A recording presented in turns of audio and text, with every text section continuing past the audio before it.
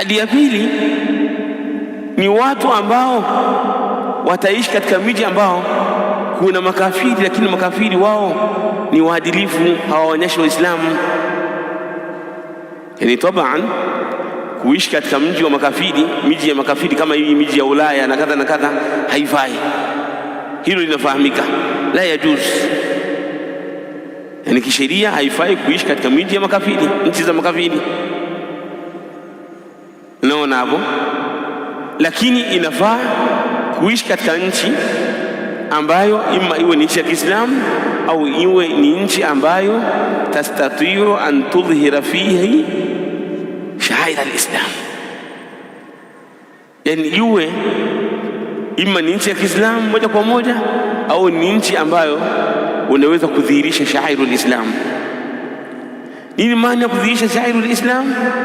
Kudhihirisha sha'air al-Islam, zile alama za Uislamu, ni kuonyesha ule Uislamu wako, wa idharu butulani al-kufr, na kubainisha ubatili wa ukafiri, kama huu ni Uislamu wangu, lakini kinyume cha Uislamu ni batili. Na ukadhihirisha zile ash-sha'air al-islamiyya al-amma, kudhihirisha zile shaira za Uislamu ambazo ni amma ashamila, ambazo zenye kuenea. Kwa mfano idharu al-adhan, kama kudhihirisha adhana. Salatu al-jamaa ala wad'in amin shamil, kudhihirisha salatu al-jamaa kwa wajhi wa kuonekana kabisa, wajhi wa kuenea kabisa. Salatu al-jamaa yani sio ile kuswali ala wajhi al-khusus, kama unavyosali tunavyosikia watu, tunavyosikia kama watu wanaokaa Amerika, sio wanaokaa Uingereza huko, sio wapi huko, kwamba hata adhana haitoki, kwamba hata salatu al-jamaa ndani kwa ndani. Inawezekana ikaingia yaumul Eid, kama uangalie tarehe ukakusudia watu ukashtukia watu washaswali Eid na wewe hujui. Lakini maana ya kudhihirisha zile sha'airun amma ni kama vile kuadhini, adhana inatoka, salatul jamaa inaswaliwa, watu wanaona, salatul Eid, yote hivyo vinadhihirishwa. Kwa hiyo kwa hali kama hiyo itakuwa sio wajibu kuhama katika hiyo nchi ambayo utakuwa unaishi, madamu unaweza kudhihirisha shaira za Uislamu. Na sisi katika nchi yetu hii, walillahi alhamdu wal minna, tunadhihirisha kwa raha zetu shaira al-Islam mpaka tunapitiliza. Utasikia ule usiku ili adhana ya kwanza, watu wanaadhini adhana ya kwanza, baadaye wale watu wa bid'a sala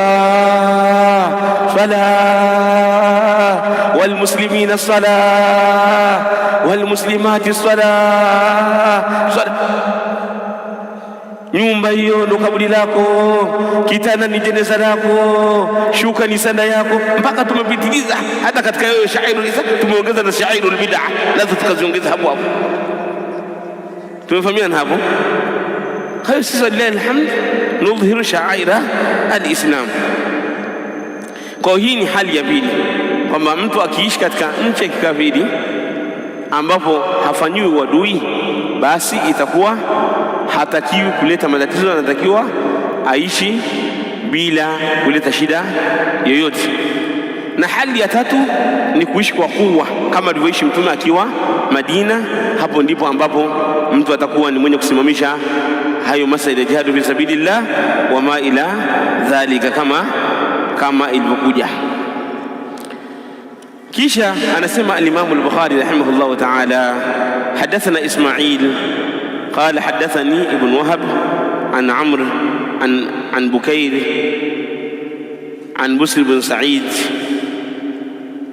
عن جنادة ابن أبي أمية قال دخلنا على عبادة ابن صامت وهو مريض.